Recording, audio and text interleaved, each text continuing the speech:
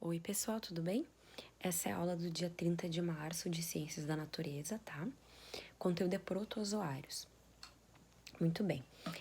Da página 30 até a página 33, eu quero que vocês leiam atentamente os textos e respondam as perguntas no caderno, copiando pergunta e resposta, tá bom?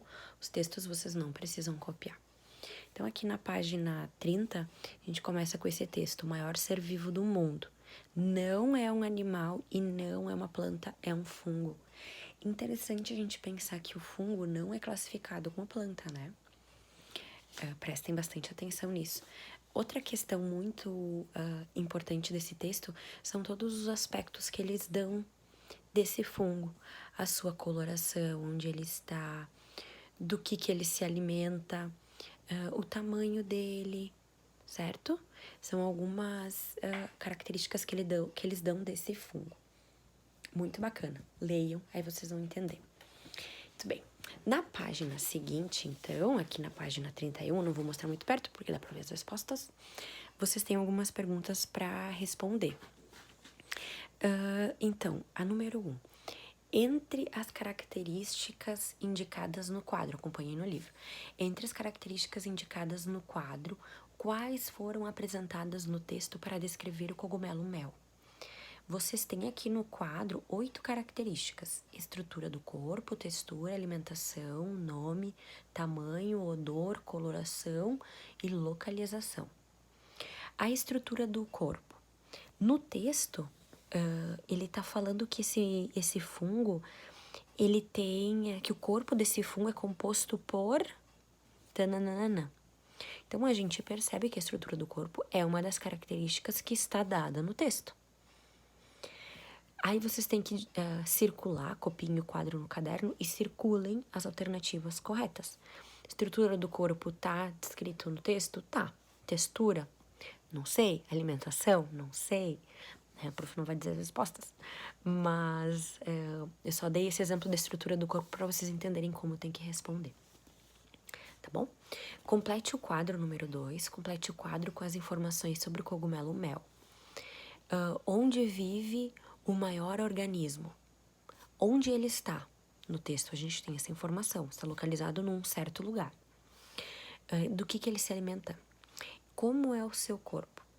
Tá bom? E a número 3, vocês têm que escrever um texto mostrando para a prof que vocês entenderam. Porque aqui na número 3, vocês têm esses tópicos, né? Aqui. Vocês têm que escrever um texto com esses tópicos, certo? E o que mais vocês aprenderam aqui a partir do texto, tá bom? Página 32, então, os protozoários. Os protozoários são seres microscópicos unicelulares. Unicelulares, de um. Todos os protozoários só têm uma célula, tá bom? Daí aqui a gente tem como eles se locomovem, né? Desculpem. Esse aqui se locomove pelo batimento dos cílios. Este aqui tem um flagelo, que é como um rabinho, assim. E a ameba vai projetando partes do corpo, partes da sua própria célula. Tá bom? Respondam aqui embaixo as perguntas a respeito disso aqui, bem fácil. E depois esse aqui também. A número 3, letra B. Como você acha que é possível prevenir a giardíase? Giardíase. Muito bem. A giardíase, relação benéficas e maléficas entre protozoários e os seres humanos. A giardíase é uma doença causada pela giardia. Tá nesse textinho aqui, ó. Essa aqui é a giardia. É um protozoário também, ou seja, um ser unicelular. A giardíase é causada pela giardia. Essa é uma relação maléfica. Uma relação benéfica, por exemplo, os protozoários alimentam-se principalmente de bactérias e fungos, ajudando no controle da quantidade desses micro-organismos no ambiente e liberando nutrientes no ambiente. Assim, esses seres vivos têm um papel importante na cadeia alimentar ao consumir organismos decompositores e servirem de alimentos a muitos animais. Certo?